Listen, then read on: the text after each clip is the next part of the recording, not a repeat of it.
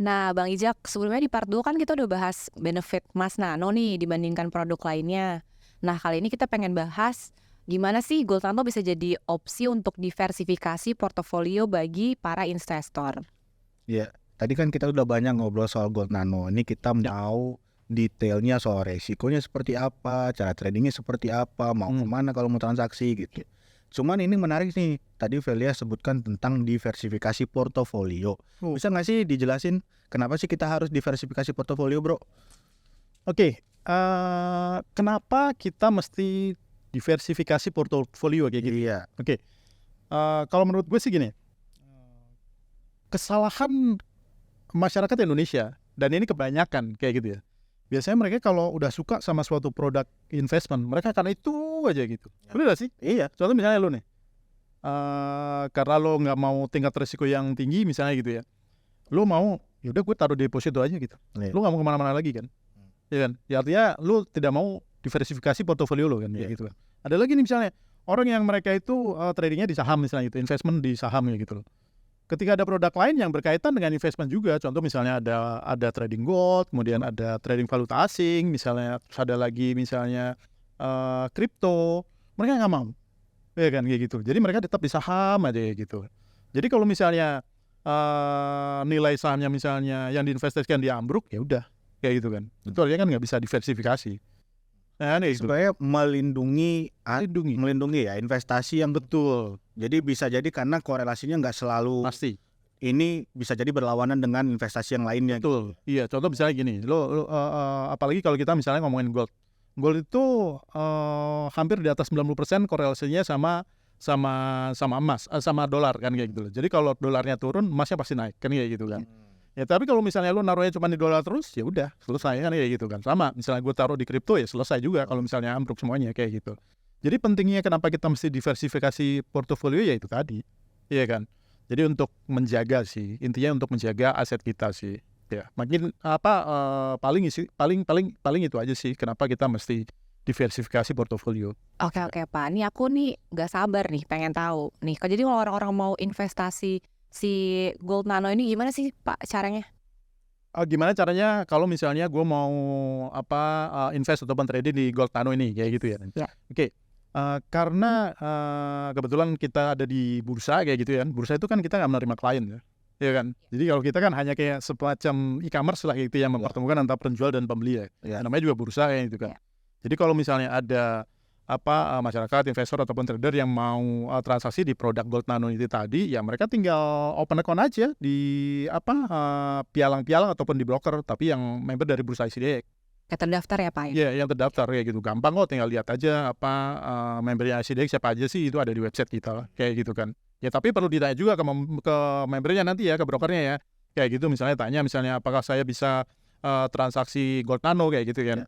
Ya kan, apakah mereka memfasilitasi transaksi Gold Nano kayak gitu sih. Paling ditanya aja gampang kok. Kalau misalnya mau transaksi tinggal open account aja di broker, di mana broker itu adalah member dari bursa ICDX. Ya, itu aja. Simpel. Dari tadi kan kita bahasnya kayaknya Gold Nano itu benefitnya banyak ya. Saya trading Gold Nano benefitnya. Sebenarnya kalau dari sisi resikonya sendiri seperti apa ya? Oke. Resiko. Nah, ini yang perlu dipahami juga nih, Jak. Karena kebanyakan kalau orang ngomongin investment, mereka berharapnya namanya juga invest, ya kan? Yang diharapkan pasti naik terus ya. Iya gitu kan. Tapi di sisi lain mereka juga lupa bahwa di setiap yang namanya investasi pasti ada sebuah yang namanya resiko. Betul nggak? Wow. Ya itu yang perlu difahami oleh maksudnya orang-orang lah. Maksudnya masyarakat perlu memahami ini.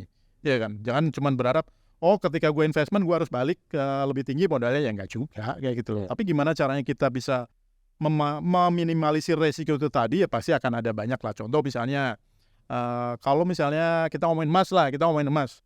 Ngomongin emas, kalau kita tarik ke belakang misalnya sekitar 10 tahun yang lalu kayak gitu kan, kalau kita ngeliat grafiknya kan selalu naik terus, iya kan? Iya, gue beli 10 tahun yang lalu, gue jual hari ini gue pasti cuan, iya kan? Tapi tau gak, di dalam kalau misalnya kita tarik garis atau grafik itu naik, di tengah-tengahnya ada naik turunnya juga, Ada kayak fluktuasinya. gitu. Ada fluktuasi lah kayak gitu, nggak mungkin harga itu akan naik terus kayak gitu, pasti akan ada koreksinya juga. Contoh misalnya di tahun 2020-an kalau nggak salah, ya kan, sampai tahun 2022 harga emas itu turun malahan. Ya, jadi kalau orang yang beli emas di tahun 2020, ya kan, beli kayak gitu, terus nungguin 1 tahun kemudian, ya rugi dia.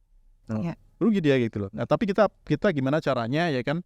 Ya kita perlu pinter-pinter namanya misalnya analisa ya kan, analisanya seperti apa ya kan. Tapi kalau memang tujuannya untuk investment ya kan, gue beli hari ini ya udah dimin aja.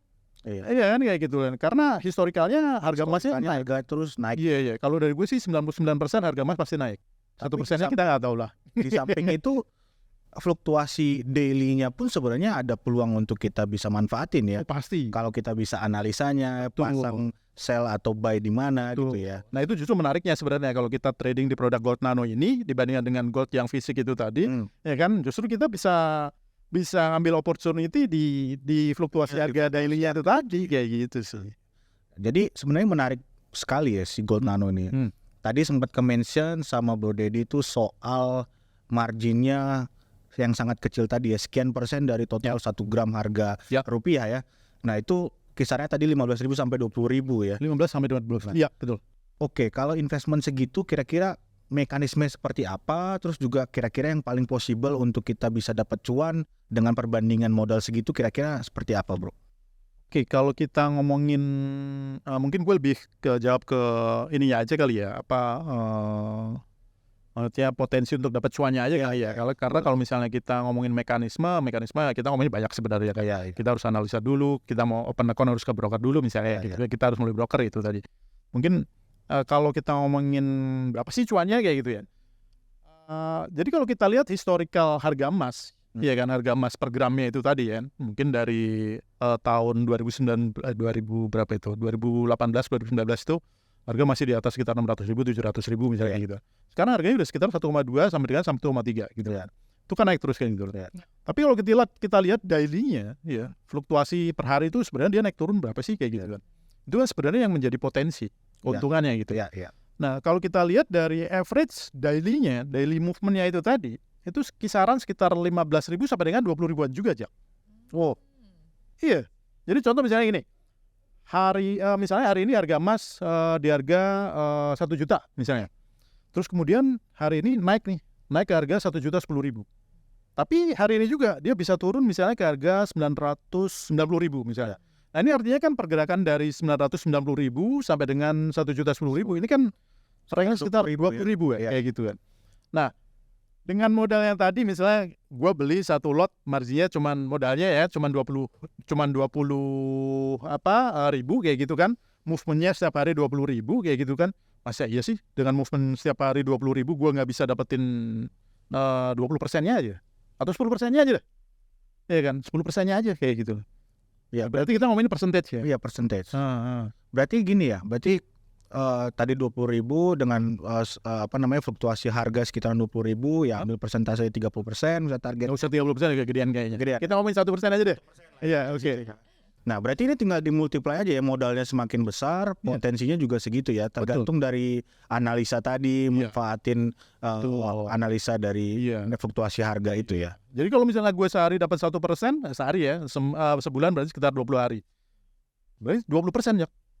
Gede loh 20% kayak gitu loh. Ya itu potensinya ya, tapi kita juga harus tahu resikonya ya. Gimana cara kita memanage resikonya itu tadi. Iya. Tapi itu bisa dipelajarin kok semuanya kayak gitu.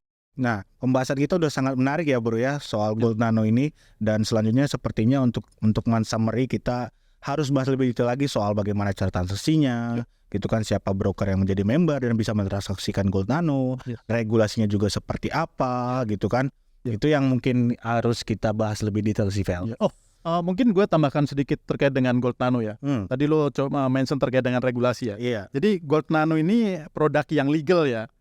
Jadi produk ini sudah disetujui oleh Bapepti ya kan, sehingga kita bisa melakukan transaksi ini. Karena for information, ketika bursa itu mau mengeluarkan produk baru ini harus melalui persetujuan dari Bapepti terlebih dahulu. Ya, jadi produk yang sangat-sangat legal. FYI Bapepti itu Vel adalah di bawah Kementerian Perdagangan ya, regulator dari bursa ICDX ya. Gitu. Ya.